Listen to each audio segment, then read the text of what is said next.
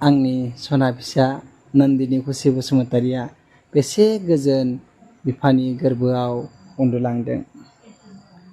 नायब्लाबो अहाया अनब्लाबो अहाया इसोरनि सोरजिनाय बे माइनाव सना फिसाया।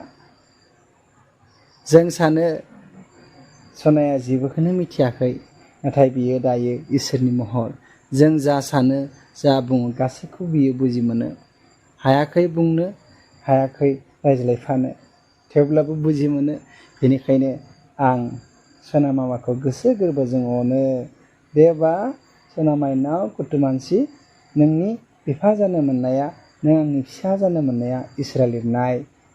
आंनि खाफालाव थानायखायसो दिनै आं नोंनि बिफा, नों आंनि फिसा जानो मोनदों।